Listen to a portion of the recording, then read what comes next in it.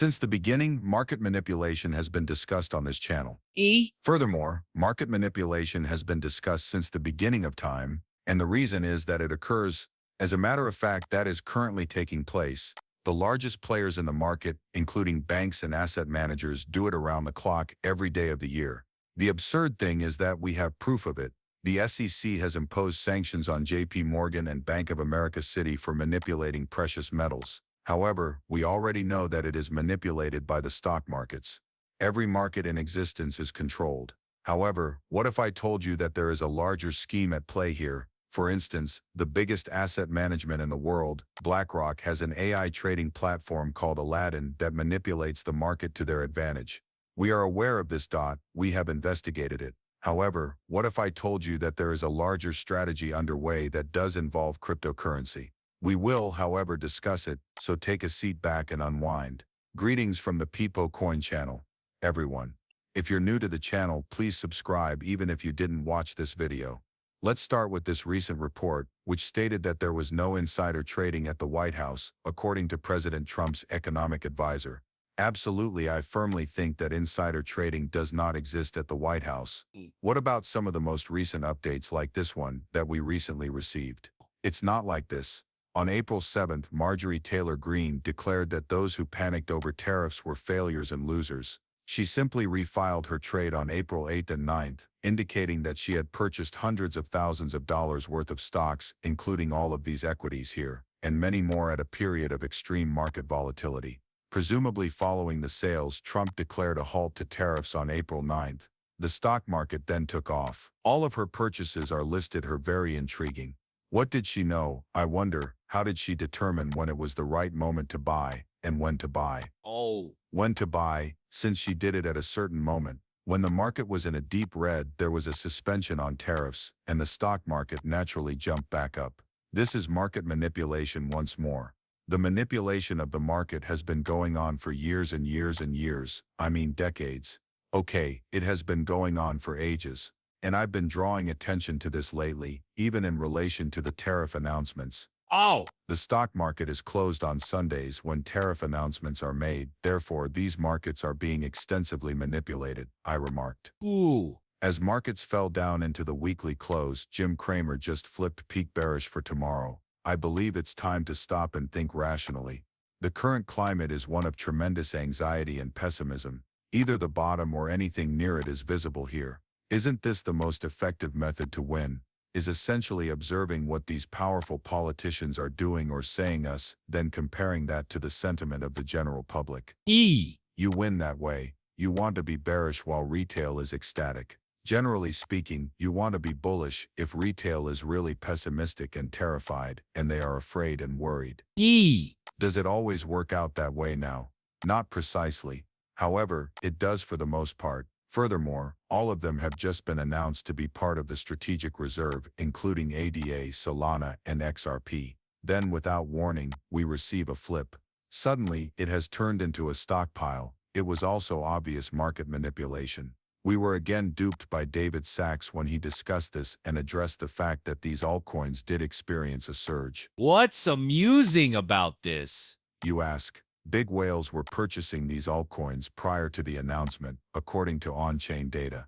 Who are those whales? We don't know. Following the revelation and the subsequent increase, large clips were being sold off around all of these large ancient coins. Solana, ADA, XRP. I do wonder though, if the major players are simply manipulating us, or if there is a true strategy underlying this whole situation. Given how recently this occurred, we'll start with Jamie Dimon. Jamie Dimon therefore sold JPM stock for $31.5 million, and this amounts to around $31.5 million, or 133,639 shares of the company's equity. The transaction comes after the February $233.7 million sale.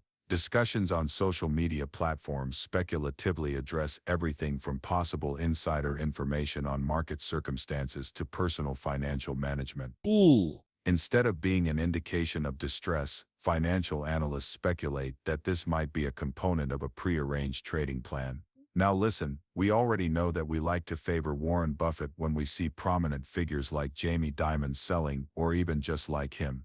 They are not adept at timing the market. It's more of a long-term perspective. He is currently selling, which indicates that suffering will eventually occur. What's more bizarre, though, is that he did appear in the media and predicted a credit crunch. Although it hasn't happened yet, I anticipate a slowing in defaults. I predict that there will be more credit issues than there have been in a long time. Take a look. Therefore, I do believe that a slowdown will occur. I believe that the economists are likely correct when they suggest that you should anticipate that. How important is it to slow down then? Are you seeing defaults, that is? I expect them, but not yet. Additionally, we haven't seen a downturn or actual recession, and COVID was so brief that I nearly don't mention it.